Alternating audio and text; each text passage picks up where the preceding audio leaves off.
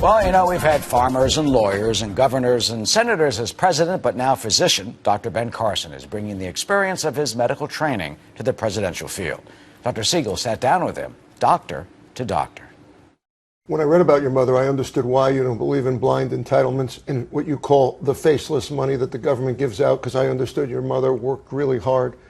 But flash over to Obamacare and tell me why, as a physician, what's your critique of it? Well, the main reason that I have been such a vociferous opponent of Obamacare is not so much because it's not affordable and that it doesn't work, but because it fundamentally changes the relationship between the people and the government.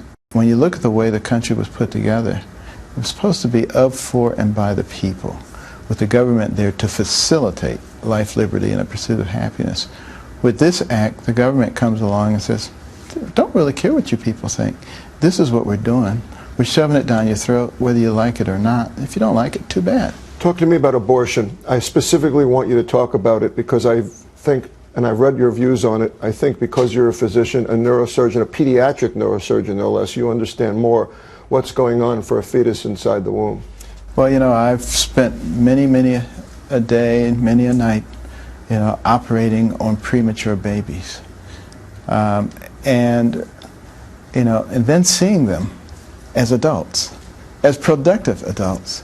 There is no way anybody's going to convince me that that's a meaningless mass of cells. It's just not going to happen. What's the most memorable moment you can think of talking to a child that you were treating? I remember a little girl. What a sweet little girl she was. And she had disseminated medulloblastoma, a very malignant tumor, and you know, we had removed the primary tumor, but it was already spread, and they tried, you know, bone marrow transplant and all kinds of things, and it had come back again, and there was really nothing more to do. And you know, she just smiled. And she said, you all did the best you could do. Thank you. Wow, that really gives you a medical physician's perspective on what he has dealt with.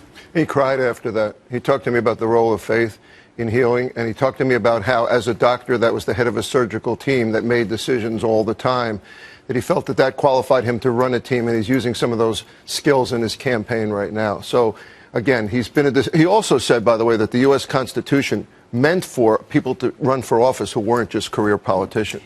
You know, what comes to my mind, pardon me, after watching that, I want to ask each of you, as doctors, you know, you approach everything, you have to be clinical, but you're people. And do you have moments when it kind of gets to you, your profession? Well, you know, I think as a surgeon, that's a huge advantage that he has, because he has to make it quick on his feet, make a decision, whether it's about the artery or bleeding or something in the operating room. So as a surgeon, I think that prepares him for this kind of job. Long hours and building stamina, dealing with emotions of people. That's what the real good surgeon will do with this. The fact that he's in the operating room and he has a team and surrounded by people from different sects and building a good government and team for himself, areas that he's weak with foreign currency, etc., foreign policy, that's important for him.